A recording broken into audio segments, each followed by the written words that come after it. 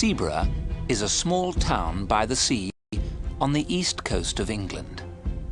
This part of England is called East Anglia. I went to Seaburgh for a holiday in 1919 with my friend Henry Long. There were few visitors in Seaburgh that year. There was only one other visitor in our hotel. His name was Paxton. Paxton was a tall, thin young man. He looked worried and unhappy. One evening, when Henry and I were sitting in the hotel lounge, Paxton came up to us. "Excuse me," said Paxton. "I must speak to somebody.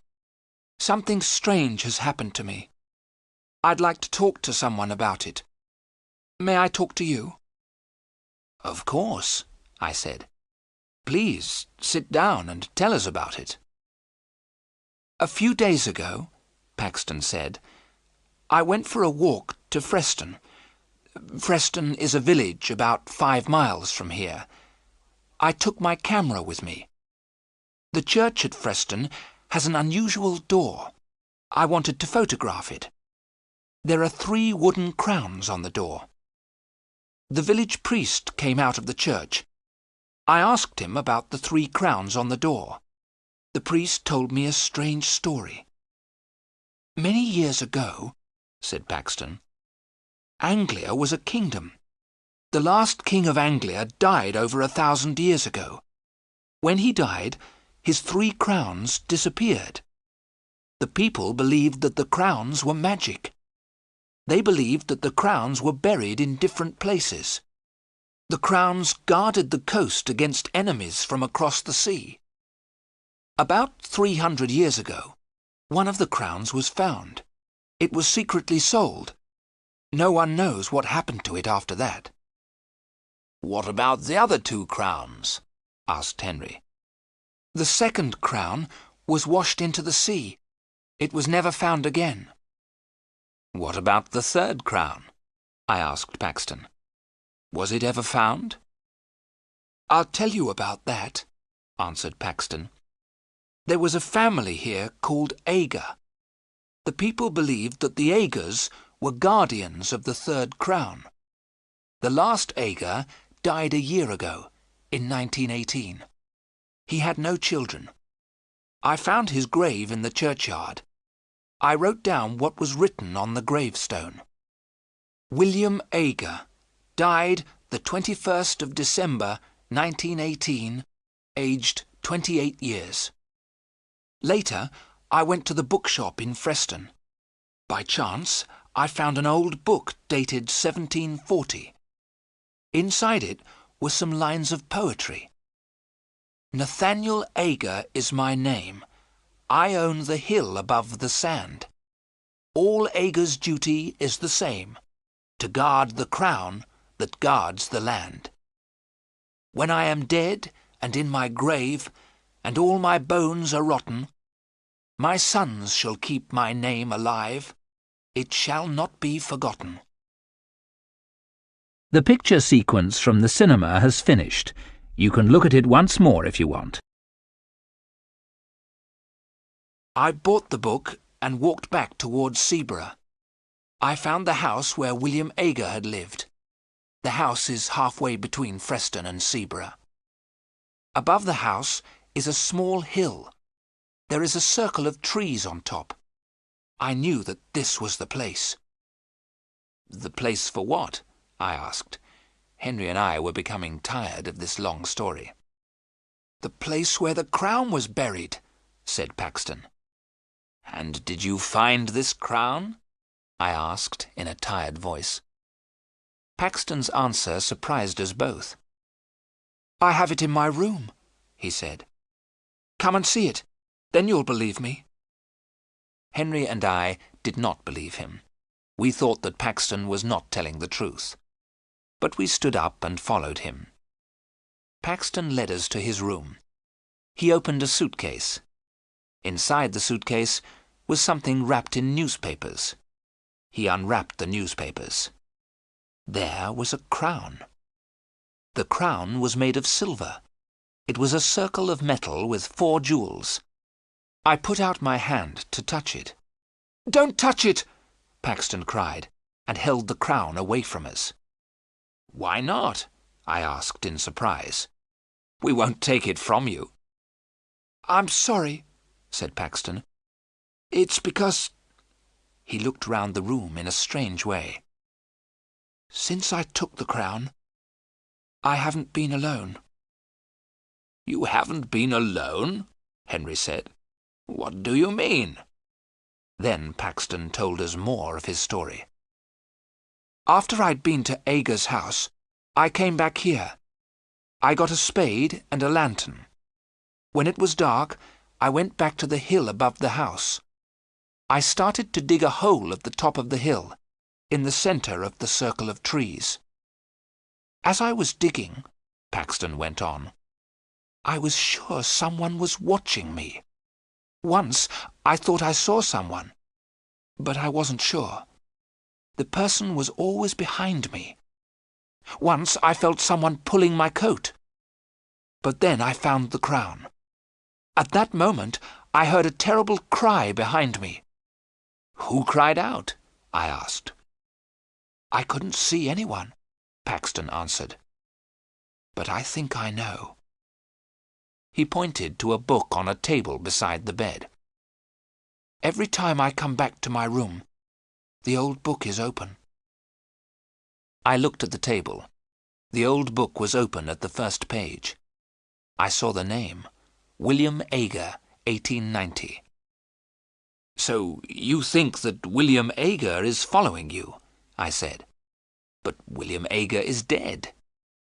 "It's the ghost of William Aga," said Paxton. "He won't leave me alone. He wants the crown, but he isn't strong enough to take it from me." "And what will you do with the crown?" I asked.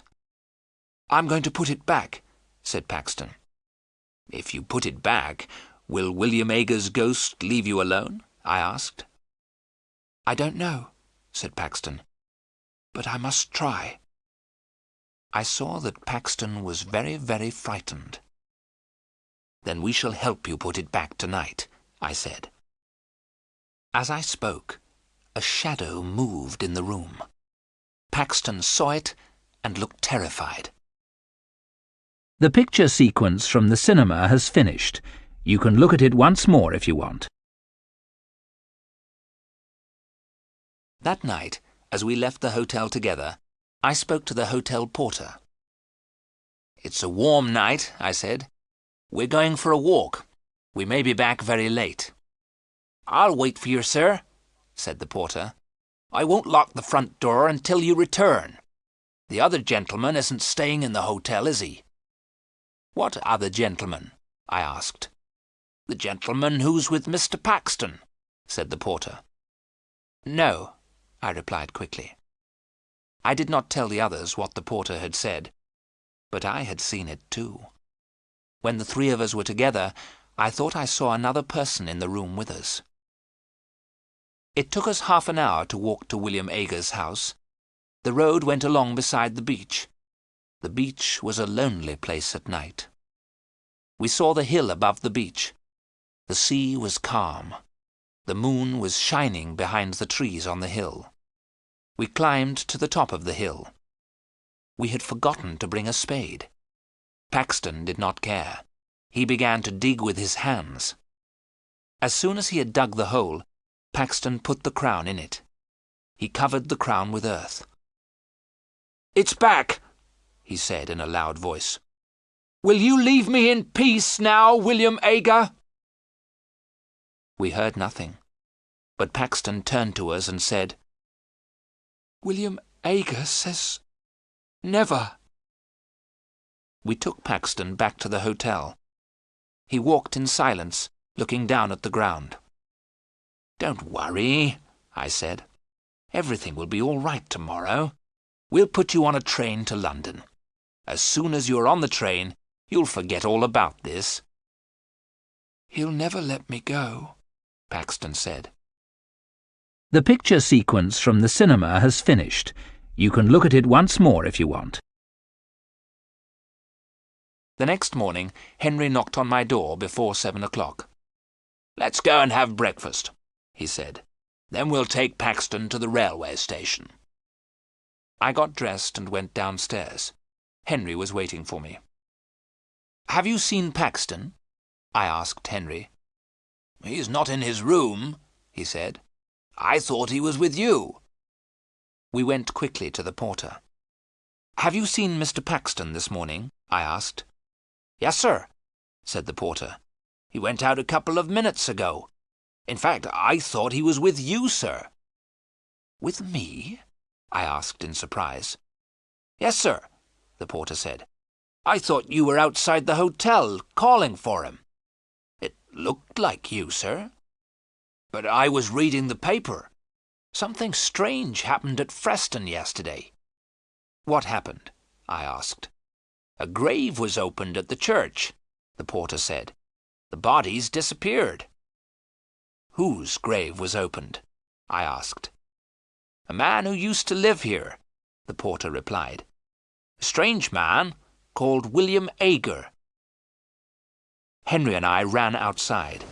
Paxton was on the beach. He was walking quickly and waving to someone. We could not see who he was waving to. There was a thick mist coming from the sea. As we ran after Paxton, the mist became thicker. In a few seconds, we could not see Paxton, but we saw his footprints in the wet sand. The marks of his shoes were clear. There were other marks in the sand. They were made by someone who was not wearing shoes. The marks were strange. They were the shape of feet, but they were feet without flesh, only bone. We called Paxton's name. We thought we heard Paxton call our names. Then we heard a long and horrible scream. I shall never forget the sound of that scream in the mist.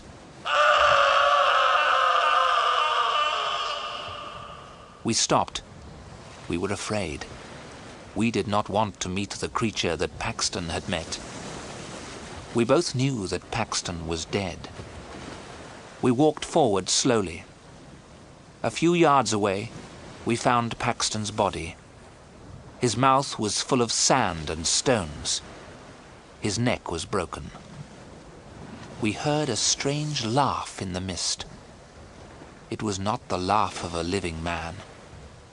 Henry and I were terribly afraid.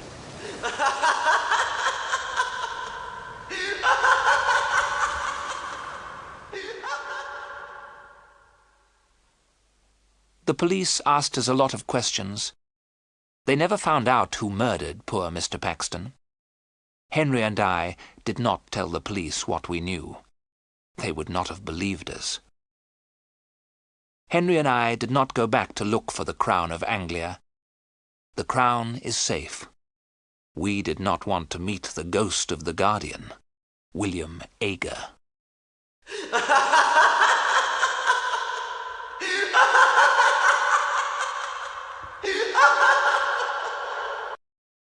The picture sequence from the cinema has finished. You can look at it once more if you want.